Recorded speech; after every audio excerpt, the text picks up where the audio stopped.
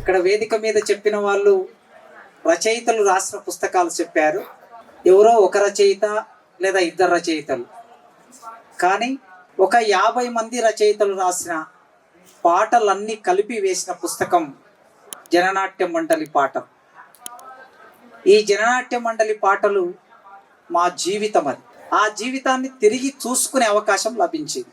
సాహిత్యంలోకి రావడానికి, సాహిత్యాన్ని అర్థం చేసుకోవడానికి, కవిత్వాన్ని అర్థం చేసుకోవడానికి ఆ పాటలు మా మనోఫలకం మీద అక్షరాలని నాటిపోయాయి.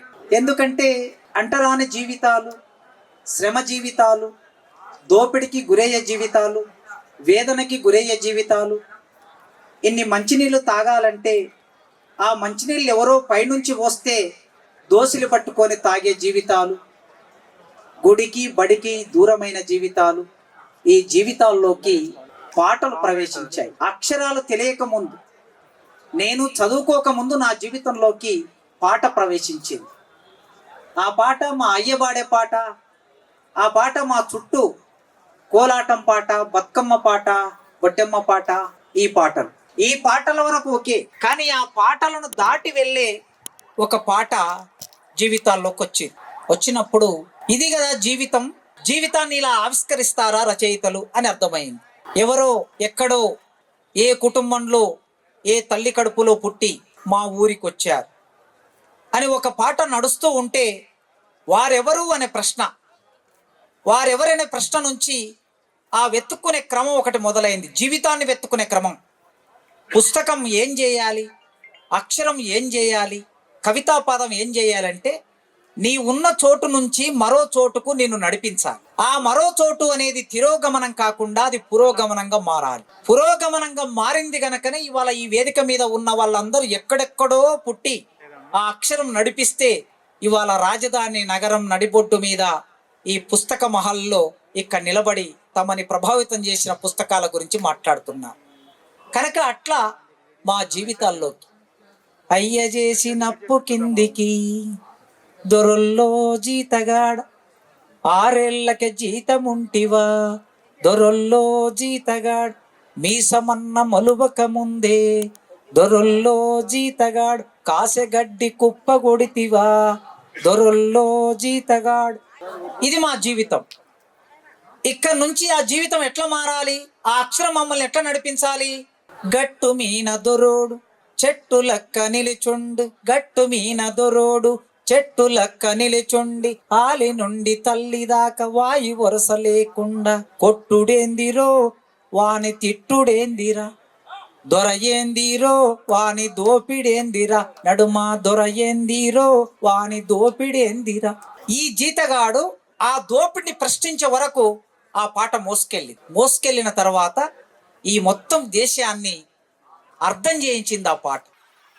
భారతదేశం భాగ్యసీమరా, ఖనిజ సంపదకు కొదవలేదురా, బంగారు పంటలు భూములున్నవి, చావు ఎరగని జీవనదులురా, అంగట్లో నా అన్ని ఉన్ననో అల్లున్నోట్లో శని ఉన్నట్లు, సకల సంపదలు గల్ల దేశమున దరిద్రమెట్లుందో నాయన, దరిద్రమెట్లుందో నాయన, నీతి కల్ల మన దేశములో నా అవినీతెందుకు పెరిగిపోయరా, అమ్మలు అక్కలు తల్లులు చెల్లెలు మానాలెందుకు అమ్ముకున్నారు, ఈ అవినీతికి మూలమేమిటో ఆలకించరండో నాయన, ఆలకించరండో నాయన. భూమిని నమ్మి బతుకుతున్నారు, దున్నెవాడికి దుక్కి లేదురా, భూ సంస్కరణ బూటకంబురా, దోపిడి దొంగల నాటకంబురా, రైతు దేశముల రైతు బిడ్డకే భూమి లేదు ఎట్లో నాయన, భూమి లేదు ఎట్లో నాయన. టాటా బిల్లా నల్ల డబ్బుతో ఢిల్లీకెక్కిన రాజీవ్ గాంధీ తన లాభాలను తగలబెట్టడు, తన కంట్లో తను ఏలుబడవడు, కట్టుకున్న అద్దాల మేడకు చిచ్చు పెట్టుకోడో నాయన, దేశం మీదే సంపద మీదే మీరే ఏలుకోండో నాయన. కాషాయ రంగు జనసంగోడు కమలం బట్టుక వాసన చూసి హిందూ హిందూ బాయండు మతంగాంజయే గుంజుతున్నాడు, ఈ దేశం మీదే సంపద మీదే మీరే ఏలుకోండో నాయన. ఒక జీతగాడు ఒక దొరను ప్రశ్నించి ఈ దేశ ముఖచిత్రాన్ని తెలుసుకొని ఈ దేశం అధికారం కోసం, ఎర్రకోట మీని అధికారం కోసం ఒక ప్రయాణం పుస్తకం అట్లా నడిపిస్తుంది. ఈ క్రమంలో ఎన్కౌంటర్లు, నిర్బంధం, రాజ్యహింస, కన్నీళ్ళు, అమరులు, నెత్తుటితో తడిసిన మట్టి, ఇదొక క్రమం. అక్కడి వరకు తీసుకెళ్ళి సహా నడిచిన సహచరులు, కలిసి తిరిగిన సహచరులు, కలిసి రాసుకున్న సహచరులు, పంచుకున్న జ్ఞాపకాలు, గోధూలి వేళ గోరింటాకుతో ఎరుపెక్కిన ఆ మునివేళ్లను ముద్దాడిన వీరుడు, వీళ్ళందరి గురించి రాసే ఒక సందర్భం మళ్ళీ ఎక్కడే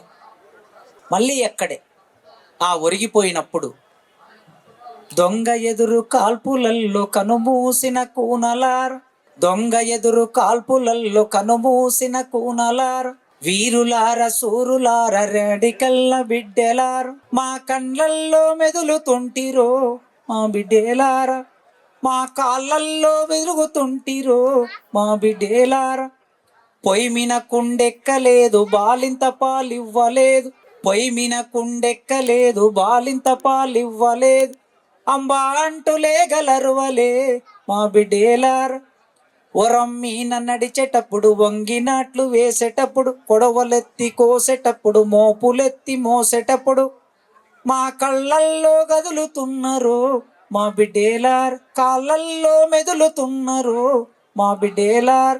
ఇట్ల పాట అక్కడి వరకు తీసుకెళ్ళింది. ఈ జన్నాట్య మండలి పాట ఇవాళ నన్ను కాస్త సాహిత్యం చదువుకున్నానంటే, రాస్తున్నానంటే, మాట్లాడుతున్నానంటే నాకు ఆ జ్ఞానం ఇచ్చిన మొట్టమొదటి పుస్తకం జన్నాట్య మండలి 1990 ముద్రణ, మొదటి ముద్రణ. ఆ పుస్తకమే ఇవాళ నన్ను మీ ముందు నిలబెట్టింది. ఈ అవకాశం ఇచ్చిన సభా నిర్వాహకులు, బుక్ ఫేర్ మిత్రులకి, ఈ కార్యక్రమానికి అధ్యక్షత వహించిన అవకాశం కల్పించారు.